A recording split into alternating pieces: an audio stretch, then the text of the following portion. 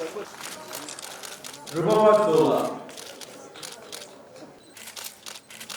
প্রকাশনাকে আমরা স্বাগত জানাচ্ছি এবং ভবিষ্যতে আমাদের নারীদের গল্প আমাদের সব বাংলাদেশকে বহির্বিশ্বে সবসময় রিপ্রেজেন্ট করে গ্লোবাল অ্যাম্বাসেডর হিসেবে কাজ করেন রাশিয়া ইমাম ফাউন্ডার আলাপ ম্যানেজিং পার্টনার আক্তার ইমাম and associates.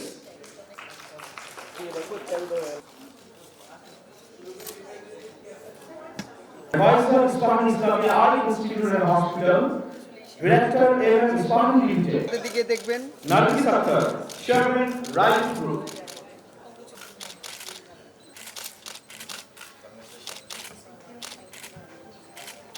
Director Sims Global.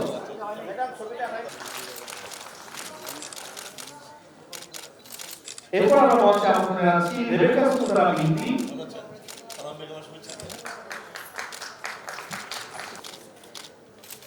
Founder and Film Director Television Rehna Akhtar.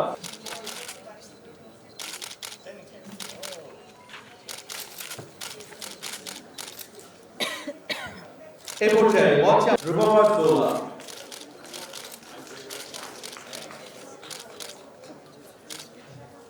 জানি সম্মাননা 2026 যারা পুরস্কার গ্রহণ করেছে আপনাদের সবাইকে আমরা একটু মঞ্চে আমন্ত্রণ জানাচ্ছি। যারা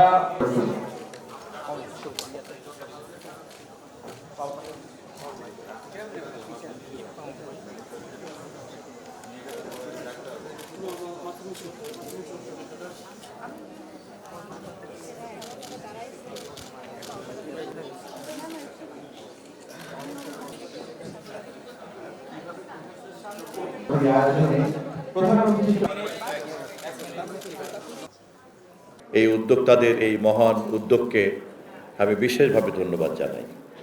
যারা সম্মাননা নিলেন এর মধ্যে আমাদের মাতৃতুল্য যেমন ইকবাল মন্দার ও বান্নুর মতো আমাদের জননীতুল্য নারীও আছেন, আবার তেমনি কেবলই একজন উদ্যোক্তাতে হাত দিয়েছেন নতুন প্রজন্মের উদ্যোক্তা, তেমন সম্মাননা গ্রহণ করেছেন এমন নারীও আছেন।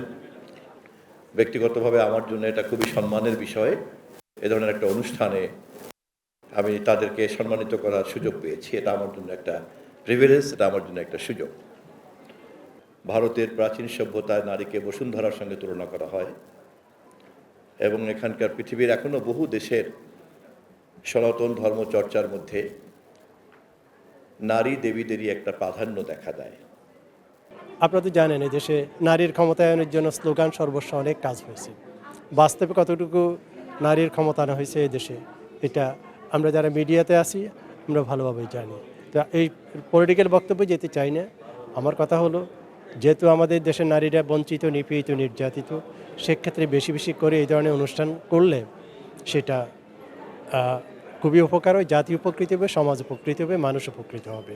একই সাথে আমি অনুরোধ করব আপনার পত্রিকা এদিন যেভাবে ডে বাই ডে এগিয়ে যাচ্ছে আপনাদেরও একটা রোল প্লে করা উচিত। নারীর ক্ষমতায়ন, নারীর উন্নয়ন, নারী পুরুষের বৈষম্য যাতে সমাজ থেকে দূরীভূত হয়, তাহলে সমাজের একটি অর্ধেকাংশ নারী যখন এগিয়ে আসবে তাদেরকে যদি আমরা অ্যাক্টিভ করতে পারি সেক্ষেত্রে একটা বিরাট সাফল্য দেশ এবং জাতির উন্নতি হবে।